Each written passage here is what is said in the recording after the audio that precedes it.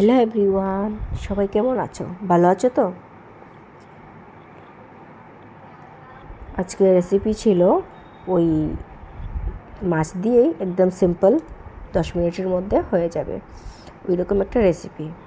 তো তার জন্য আমি মাছগুলো ধুয়ে ভালো করে হলদি গুঁড়ো, লঙ্কা গুঁড়ো আর নুন মিশিয়ে ওইটা আমি ভেজে নিচ্ছিলাম।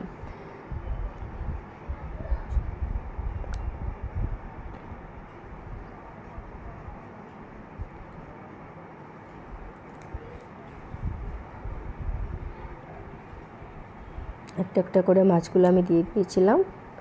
তারপর একটু ভালো করে ফ্রাই করে নেব।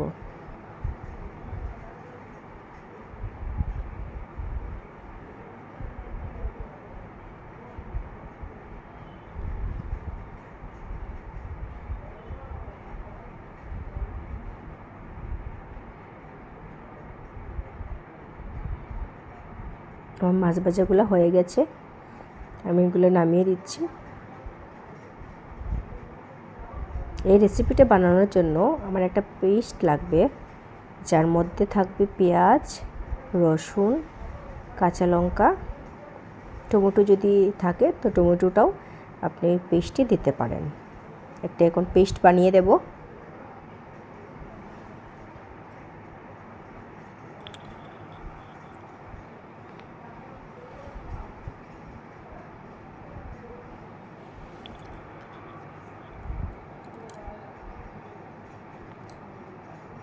পেস্টটা বানানোর পর কি করব, ওইটাতে সব মশলাগুলো মিক্স করে দেব। তার জন্য কাঁচা লঙ্কা চারটা ধরেন 3-4টা নিয়ে নেব। মশলার মধ্যে যাবে হলদি গুঁড়ো, লঙ্কা গুঁড়ো আর নুনটা যাবে। এটাতে আবার জিরে গুঁড়ো লাগবে না, শুধু হলদি গুঁড়ো, লঙ্কা গুঁড়ো আর নুন দিলেই হবে। পরিমাণ মতো নুন দিয়ে দেবেন।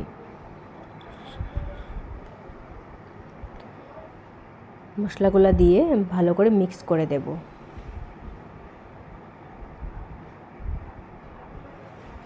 আচ্ছা, তার সাথে আমি একটু মাস্টার্ড অয়েলও অ্যাড করেছিলাম।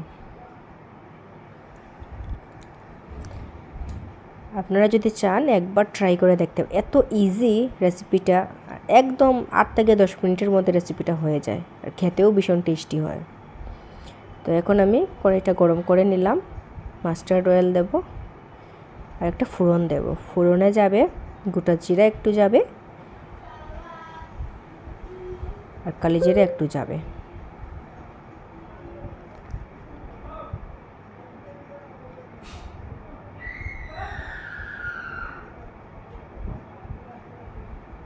তারপর আমি ওই পেস্টটা দিয়ে দেব, যে পেস্টটা আমি রেডি করে রেখেছিলাম ওই পেস্টটা দেব।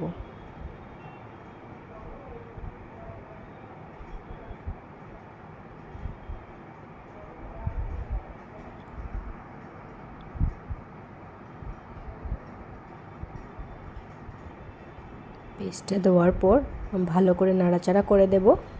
তার সাথে আমি কার্ড 1 টেবিল স্পুন অ্যাড করেছি। ওইটা যদি না থাকে ওইটা স্কিপও করতে পারো।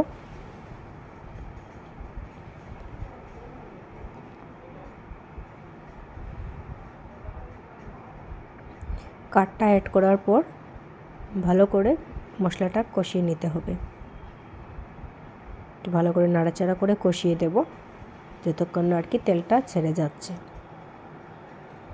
ভালো করে কষিয়ে দেব, এতটুকুই টাইম, এরপরে আর বেশিক্ষণ টাইম লাগে না। ওই কষানোটাই ওইটার মেইন। তারপর যখন দেখব যে তেলটা ছেড়ে যাচ্ছে, তো আমি ওইটাতে জল দিয়ে দেব পরিমাণ অনুযায়ী।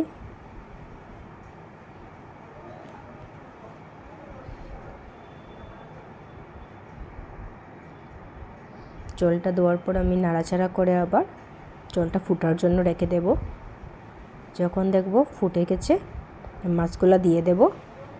সাথে যদি আপনারা চান, আমার তো খুবই ভালো লাগে, ধনে পাতা যদি থাকে ওইটা কুচি করে দিয়ে দেবেন, অনেক ভালো একটা ফ্লেভার আসে। দেখতে দেখতে আমার রেসিপিটা হয়ে গেল। আপনারা সবাই ভালো থাকবেন, সুস্থ থাকবেন। দেখা হচ্ছে অন্য আরেকটা ভিডিও নিয়ে। Tata, bye bye.